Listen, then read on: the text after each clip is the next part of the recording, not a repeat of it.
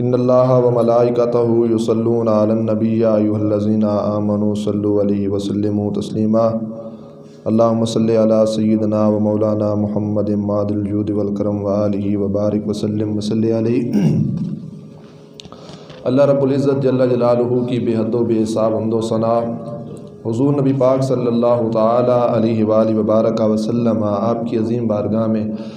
نذرانہ درود و سلام عرض کرنے کے بعد قرآن مجید قرآن رشید میں سے چند کلمات پڑھنے کا شرف حاصل کیا۔ اللہ رب العزت کی بارگاہ میں دعا ہے اللہ تعالیٰ حق سچ بیان کرنے کی توفیق عطا فرمائے،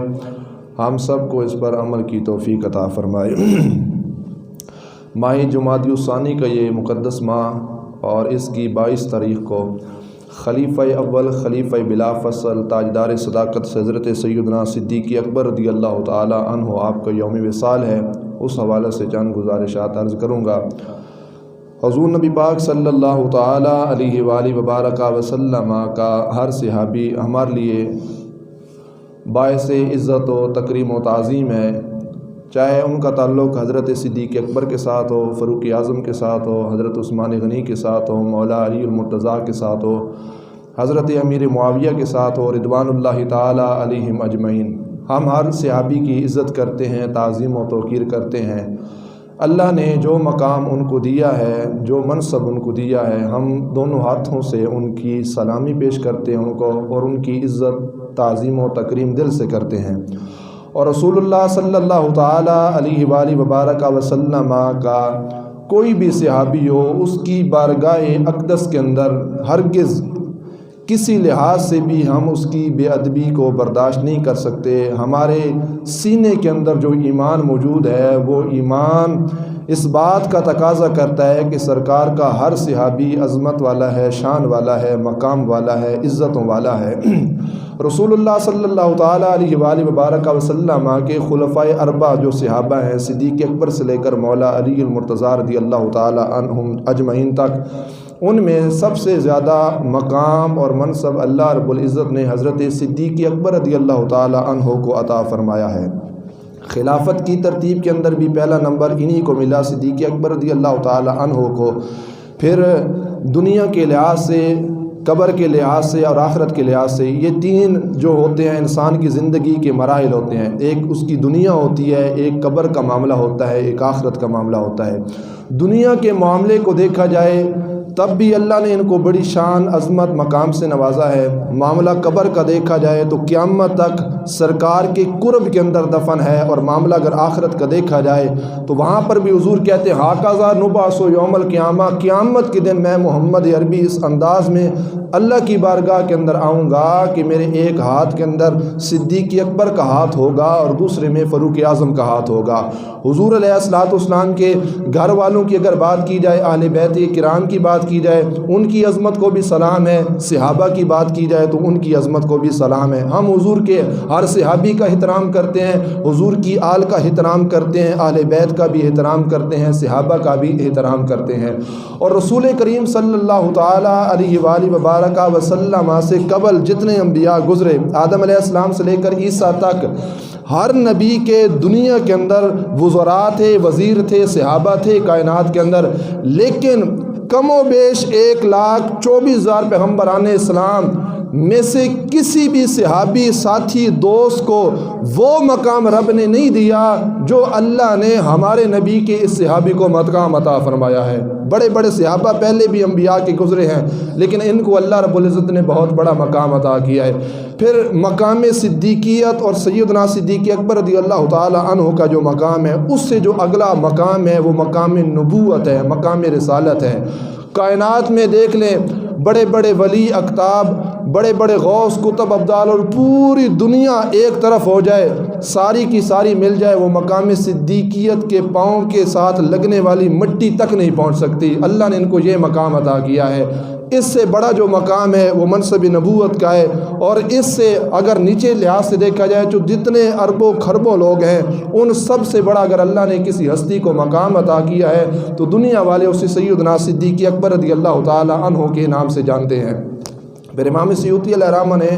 تو یہاں تک لکھا کہ زمانہ جاہلیت میں بھی صدیق اکبر رضی اللہ تعالی عنہ نے شراب کو اپنے اوپر حرام قرار دیا، دے دیا تھا۔ لقد حرم علی ابو بکر الخمر علی نفسی فی الجاہلیت، زمانہ جاہلیت کے اندر بھی صدیق اکبر رضی اللہ تعالیٰ عنہ شراب کے نزدیک نہیں جاتے تھے۔ اور اگر اس حوالے سے بات کروں تو جب آپ پیدا ہوئے اور چھوٹے سے بچے تھے، والد گرامی ابو قحافہ جو بعد کے اندر مسلمان ہوئے، آپ کو لے کے نا جب ایک بت خانے کے اندر اور کہا صدیق پتر اور میرے صدیق بیٹے یہ تیرے خدا ہیں، ان کو سجدہ کرو، تو حضرت صدیق اکبر اگرچہ چھوٹے سے تھے لیکن اتنے سیانے تھے، پہچان رکھتے تھے آپ رب کی۔ آپ نے اپنے ابو کو کہا آپ باہر جائیے، اور آپ نے بتوں سے کہا کہ اگر آپ حقیقتاً خدا ہیں تو آپ مجھے کھانا کھلائیے، آپ مجھے کپڑے دیجئے۔ جانتے تھے صدیق اکبر کہ یہ بت ہیں، یہ کچھ نہیں دے سکتے۔ جب آپ نے یہ بات کہی نا تو ان کی طرف سے کوئی جواب نہ آیا، تو آپ نے کیا کیا، آپ نے ایک پتھر اٹھایا اور ان بتوں کو دے مارا۔ اب جب والد نے یہ چیز دیکھی نا تو وہ اندر آئے اور انہوں نے کیا کیا، کس کے تھپڑ لگائی صدیق اکبر کے چہرے پہ۔ روایت میں مختلف الفاظ ہیں کہ چھوٹے سے 4 سال یا 7 سال آپ کی عمر تھی، جب کس کے تھپڑ لگائی نا صدیق اکبر رضی اللہ تعالیٰ عنہ کے چہرے پہ، اور والد گرامی آپ کو بازو سے پکڑ کر گھر لے کے آئے ام الخیر کے پاس۔ کہا کہ اے ام الخیر، اے صدیق اکبر کی ماں، آج اس نے بڑا برا کام کیا ہے۔ تو آپ کی ماں نے کہا کیا کام کیا ہے؟ تو انہوں نے کہا آج یہ عبادت خانے کے اندر گیا، اس نے جا کے بت کو جو ہے نا ایک پتھر مارا ہے۔ تو آپ کی ام الخیر والدہ نے بڑے کمال کا جملہ ارشاد فرمایا اے صدیق اکبر کے والد، تمہیں نہیں پتا کہ جب یہ پیدا ہوا تھا تو میرے نزدیک نہیں تھا اس وقت، کیا تو نے ایسے کلمات نہیں سنے تھے؟ تو والد گرامی نے کہا کون سے کلمات؟ ام الخیر نے کہا جب یہ صدیق پیدا ہوا تھا تو ہاتف غیبی سے آواز آئی تھی۔ فرمایا ام الخیر مبارک ہو، اللہ تمہیں ایک ایسا بیٹا عطا کرے گا جو محمد عربی کا یار بھی ہوگا اور کائنات کا سب سے بڑا صدیق اکبر بھی ہوگا۔ صدیق اکبر ان کو کہا جاتا ہے۔ رسول اللہ صلی اللہ علیہ وسلم جب معراج پر گئے تھے تو ابو جہل نے انکار کیا تھا کہ یہ کیسے ہو سکتا ہے، رات کے تھوڑے سے عرصے میں حضور آسمانوں پر جائیں، سیر کر کے واپس آئیں، یہ کیسے ممکن ہے، ہمارا ذہن اس کو تسلیم نہیں کرتا۔ تو صدیق اکبر رضی اللہ تعالی عنہ نے معراج کی تصدیق فرمائی۔ فرمایا اگر رسول اللہ صلی اللہ علیہ وسلم نے یہ کہہ دیا کہ حضور معراج کی رات آسمانوں پہ گئے، سرکار نے اللہ کا دیدار کیا، تو حضرت صدیق اکبر رضی اللہ تعالی عنہ نے کہا، فرمایا میں اس بات کو ماننے کے لیے تیار ہوں کیونکہ حضور نے کہہ دیا۔ معراج کی تصدیق کرنے پر حضرت سیدنا صدیق اکبر رضی اللہ تعالی عنہ کو صدیق اکبر کہا جاتا ہے۔ پھر اس حوالہ سے دیکھیں حضرت صدیق اکبر رضی اللہ تعالیٰ عنہ کی زندگی کے مختلف پہلو ہیں۔ آپ کا عشق دیکھا جائے، عجز دیکھی جائے، انکساری دیکھی جائے، آپ کا تقوی دیکھا جائے، آپ کا اخلاق دیکھا جائے، تمام پہلوؤں کے اندر حضرت صدیق اکبر رضی اللہ تعالیٰ عنہ کی زندگی ہمیں بڑی بے مثال نظر آتی ہے۔ اور رسول اللہ صلی اللہ تعالیٰ علیہ وآلہ وبارک وسلم کے متعلق صدیق اکبر رضی اللہ تعالیٰ عنہ خود فرماتے ہیں کہ 3 چیزیں مجھے بڑی پسند ہیں، میں 3 چیزوں سے محبت کرتا ہوں۔ ایک بات صدیق اکبر رضی اللہ تعالی عنہ نے آپ نے فرمائی النظر الیک یا رسول اللہ صلی اللہ تعالی علیہ وآلہ وبارک وسلم، فرمایا کہ میرا جی یہی کرتا ہے کہ میں ہر ٹائم حضور کا دیدار کرتا رہوں، حضور کے چہرے انور کو دیکھتا رہوں۔ سرکار کے ساتھ اتنی محبت ہے، کہتے ہیں کہ میں ہر ٹائم میرے یہ جی چاہتا ہے کہ میں حضور علیہ الصلوۃ والسلام کا دیدار کرتا رہوں۔ اور آگے آپ نے فرمایا وانفاق مالی علیکا، میرے پاس جو بھی مال ہے، ساز و سما ہے، میرا یہ جی چاہتا ہے کہ میں اس مال کو رسول اللہ صلی اللہ تعالیٰ علیہ وآلہ وبارک وسلم آپ پہ قربان کر دوں۔ اور تیسری بات آپ نے کہی کہ کہتے ہیں کہ میرا یہ جی چاہتا ہے کہ میں ہر ٹائم نبی پاک صلی اللہ تعالیٰ علیہ وآلہ وبارک وسلم کی مجلس کے اندر بیٹھا رہوں۔ یہ 3 باتیں آپ کو بڑی پسند تھی صدیق اکبر رضی اللہ تعالیٰ عنہ کو، حضور کا دیدار کرنا، سرکار کی مجلس کے اندر بیٹھنا، اور اپنا جو مال ہے وہ نبی پاک صلی اللہ تعالیٰ علیہ وآلہ وبارک وسلم کی ذات مقدسہ پر قربان کر دینا۔ مال کے حوالے سے پھر وہ موقع آیا کہ نبی پاک علیہ الصلوۃ والسلام کی بارگاہ میں فاروق اعظم رضی اللہ تعالیٰ عنہ بھی موجود تھے، صدیق اکبر رضی اللہ تعالیٰ عنہ بھی موجود تھے۔ اب سرکار نے امتحان لیا، دونوں صحابہ کو گھر میں بھیجا، فرمایا جاؤ گھر کے اندر جو مال پڑا ہے جا کے لے آؤ۔ فاروق اعظم رضی اللہ تعالیٰ عنہ گھر گئے، کچھ مال وہاں سے لے کر حضور علیہ الصلوۃ والسلام کی بارگاہ کے اندر آئے اور کچھ تھوڑا سا مال بچایا گھر والوں کے لیے۔ اسلام ہمیں یہ بھی حکم دیتا ہے کہ اللہ رسول کے راستے میں خرچ کرو لیکن اپنے لیے بھی کچھ بچا کر رکھو۔ فاروق اعظم نے اس بات پہ عمل کیا، تھوڑا سا مال آپ نے کیا گھر میں بچا کر گھر والوں کے لیے رکھ دیا۔ صدیق اکبر رضی اللہ تعالیٰ عنہ کہ جب سرکار نے یہ فرمایا تو آپ نے جو بھی گھر کے اندر ساز و سامان تھا آپ سارا لے کر نبی پاک علیہ الصلوۃ والسلام کی بارگاہ میں آ گئے، اور ایک روایت میں یہ آتا ہے کہ آپ نے اپنی دیواروں کے اوپر ہاتھ مارے کہ شاید کوئی سوئی بھی کسی دیوار کی سوراخ کے اندر نہ رہ جائے۔ اس کی وجہ کیا تھی؟ کیونکہ آج حضور نے کہہ دیا تھا صدیق جاؤ سارا مال لے کے آؤ، اور آپ نے اس بات کو گوارا نہ کیا کہ کوئی سوئی بھی کسی دیوار کے اندر رہ جائے۔ فرمایا ایسا نہیں ہو سکتا، سارا مال لیا، حضور نبی پاک صلی اللہ تعالیٰ علیہ وآلہ وبارک وسلم کی بارگاہ کے اندر پہنچائے۔ اب فاروق اعظم بڑے خوش تھے کہ سارا محل لے کے آئے ہوں، تھوڑا سا گھر میں بچایا۔ جب صدیق اکبر رضی اللہ تعالیٰ عنہ لے کے آئے تو فاروق اعظم خوش ہوئے کہ آج میں جیت گیا ہوں، لیکن حضرت صدیق اکبر رضی اللہ تعالیٰ عنہ نے سارا مال نبی پاک علیہ الصلوۃ والسلام کی ذات اقدس پہ قربان کر دیا اور اپنے لیے کچھ نہ چھوڑا۔ وجہ کیا تھی؟ حضور نے کہہ دیا، اور حضور کی بات کو ماننا صدیق اکبر رضی اللہ تعالیٰ عنہ کے لیے ضروری تھا۔ اور پھر سرکار نے فرمایا تھا قیامت کے دن جب جنت کے دروازوں سے لوگوں کو ندا دی جائے گی، صدقہ خیرات کرنے والے، نماز پڑھنے والے، روزہ رکھنے والے، ہر دروازے سے ان کو جنت میں بلایا جائے گا کہ روزہ دارو آ جاؤ، اس دروازے سے جنت میں تمہارا مقام ہے، صدقات و خیرات کرنے والوں آ جاؤ، جنت کے اس دروازے سے تمہیں بلایا جا رہا ہے۔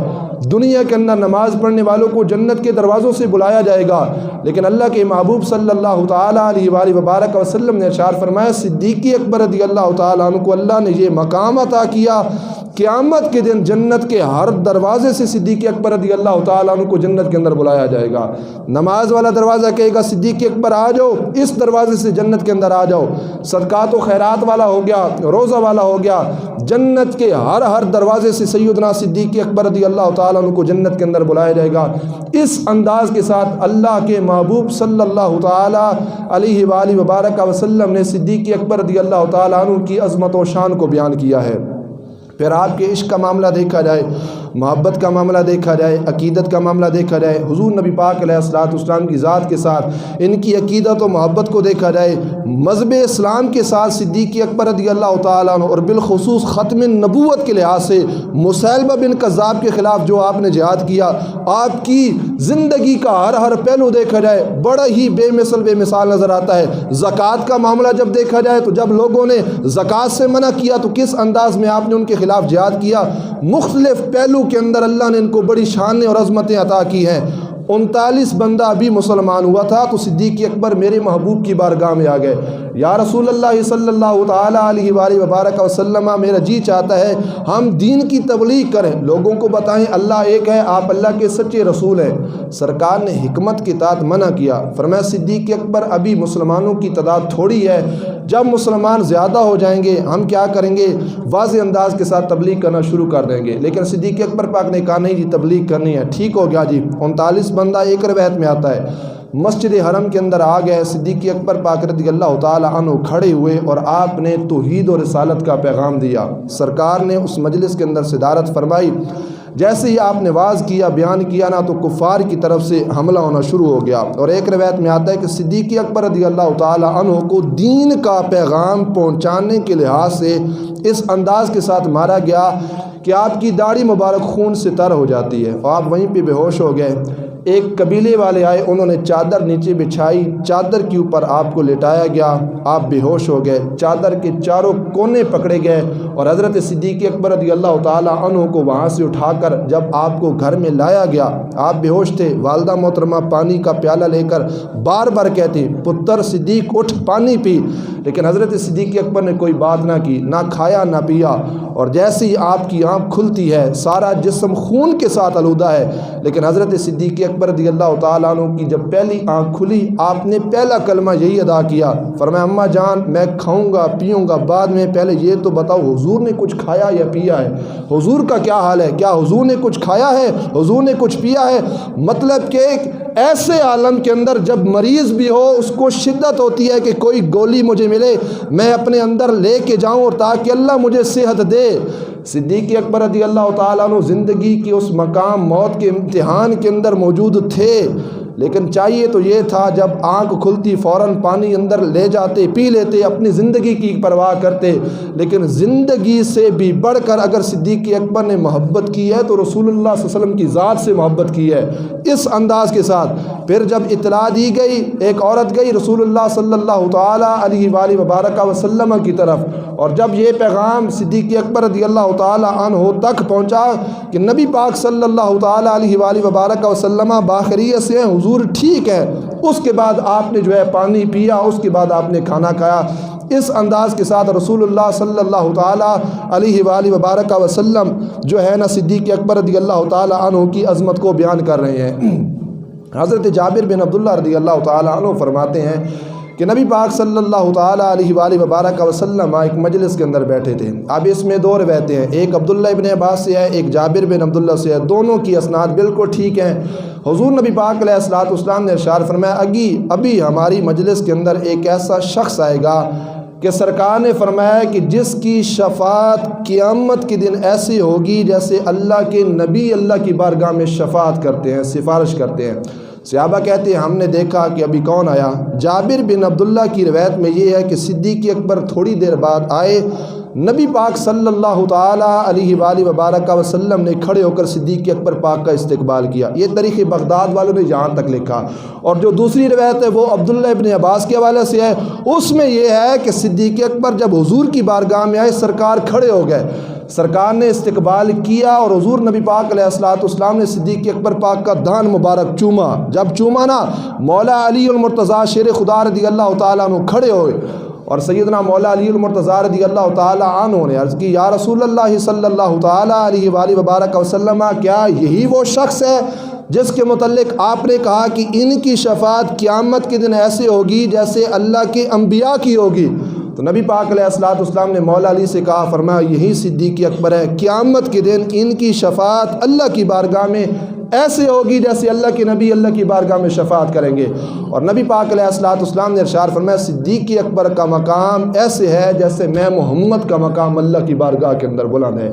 اس انداز میں اللہ نے حضرت سیدنا صدیق اکبر رضی اللہ تعالیٰ عنہ کو مقام، عزت، عظمت سے نوازا ہے۔ جمادی الثانی یہ جو ماہ چل رہا ہے، اس کی 22 تاریخ کو آپ کا وصال ہے۔ یہ پورا ماہ آپ کی نسبت کے حوالے سے انشاءاللہ یہ جتنے جمعۃ المبارک آئیں گے اس میں آپ کی عظمت، شان، مقام کو بیان کیا جائے گا۔ وآخر دعوانا ان الحمد للہ رب العالمین۔